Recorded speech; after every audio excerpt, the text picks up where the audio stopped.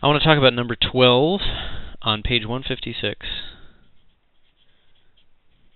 And that's about finding the slope of a tangent line to a graph. And you really want to concentrate on the fact that it's a function. It's f of x equals 1 plus x squared. That's the function. And I'm graphing y equals f of x. That's going to be a parabola opening upward. And they ask, in 12a, they ask something about that has a in it. And I want to explain that by first skipping to a little bit more concrete question, which is the slope of the tangent line at a equals 1. Okay. So by definition, now our modern definition, that's going to be the limit as x goes to 1 of f of x minus f of 1. That's the rise over the run. So I look at rise over run, and I make the run really small by taking x close to 1. Let's go ahead and have a sketch of this to look at. It's 1 when x equals 0. When x equals 1, it's 3. When x equals 2, it's rather large. It's like up to 7. And when x equals minus 1 plus 1 is 0, so it's just 1. So the vertex is somewhere in here. It's actually at minus 1/2, 3/4, I think. And we're looking at this tangent line here right now. So I take some x, I look at the difference in the y values, that's the rise, that's f of x minus f of 1, over x minus 1, which is the run. And I look at the limit, and this is really just summarizing that big kind of tabular calculation we were doing before, but it's much more efficient, and it leads to something that's incredibly efficient and something you can do with very little work that we'll get to really soon. But let's crank it out. So we plug in x into here, and then we subtract what happens if we plug in 1. That's 1 plus 1 plus 1 is 3, over x minus 1. You don't have to, with the plug-in stage, you're not manipulating the bottom at all, in either form. So, now, I'm just going to rewrite that a little bit. X squared plus x minus 2 over x minus 1. And miracle of miracles, that factors on the top and then cancels. Now, it's not a miracle, because it had to do that in order to get a finite limit. If it hadn't factored and canceled, it would have been a 0 on the bottom and non-zero on the top, and I wouldn't have gotten the finite tangent line. It does seem to have a finite slope for the tangent line. Now the bottom is 1. I can plug in 1 for x and get 3. So this slope equals 3. Okay. Now in 12c, if you look ahead to that, it says graph the curve in the 3 tangents. Well, how do you graph the tangent line if you only have the slope? Well, you have more than the slope. You know it also goes through a certain point, namely 1, 3. So let me go ahead and actually do a little bit more than as asked in B3, and do something that's asked a lot in these homeworks, because it's really, really important. And we talked about this in the context of one of the memos.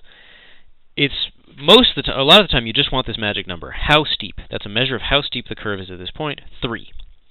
But what is that really? It's the slope of the straight line, and sometimes you actually want to take that straight line and use it as a substitute for the more complicated curve.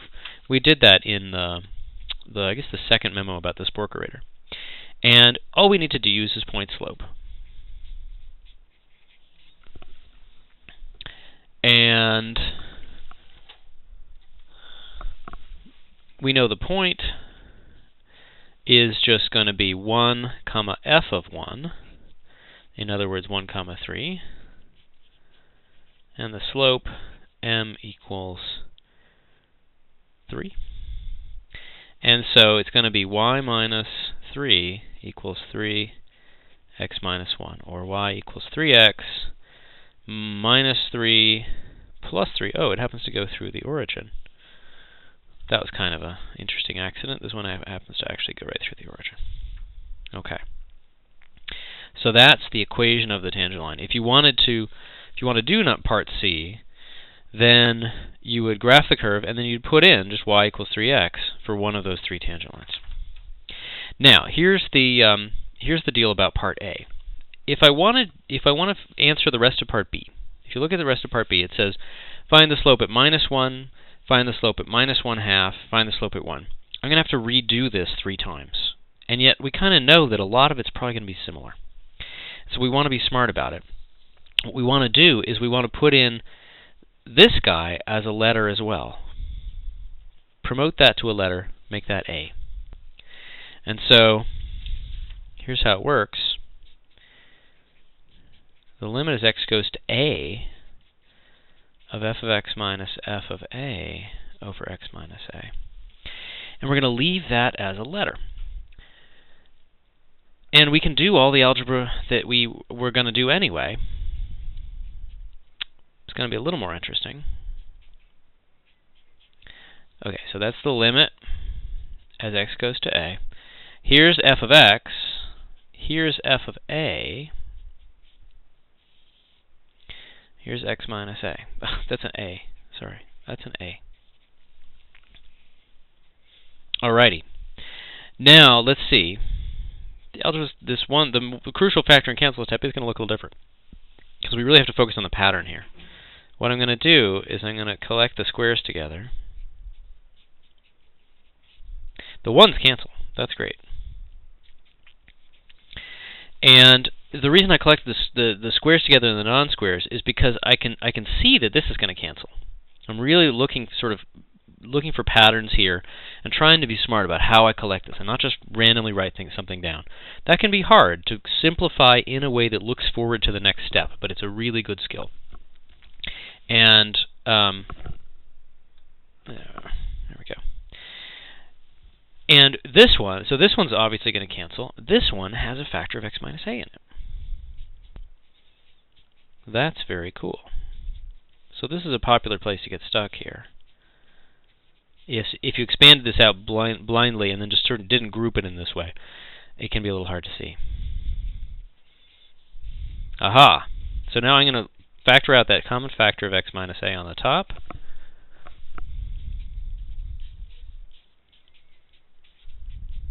So that's a +1 coming in there.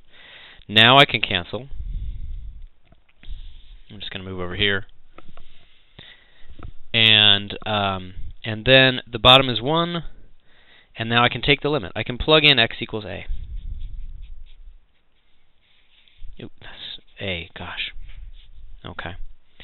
So the slope of this curve at an arbitrary point, I've got a master formula now. That is really, really useful. I do not have to do this calculation or the previous limit calculation ever again for this function. You give me a value of A, I'm going to be able to plug that in. I've just got a shortcut formula for this thing.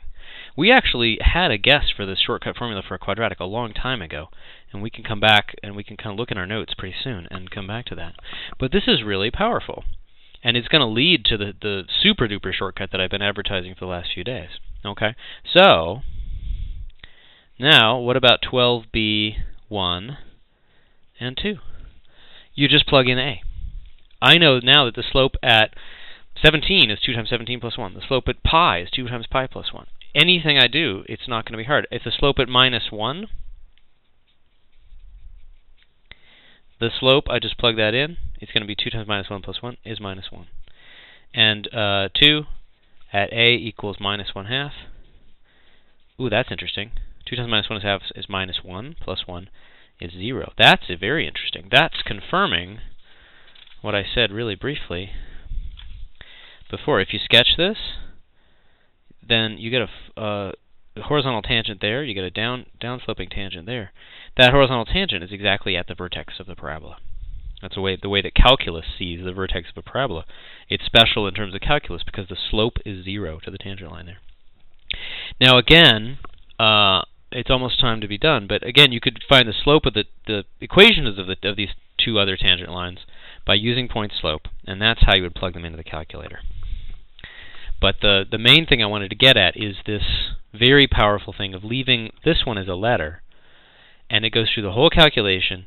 It makes it a little bit more sophisticated, but then you get a huge payoff, which is a general formula that you don't need to repeat any calculations with.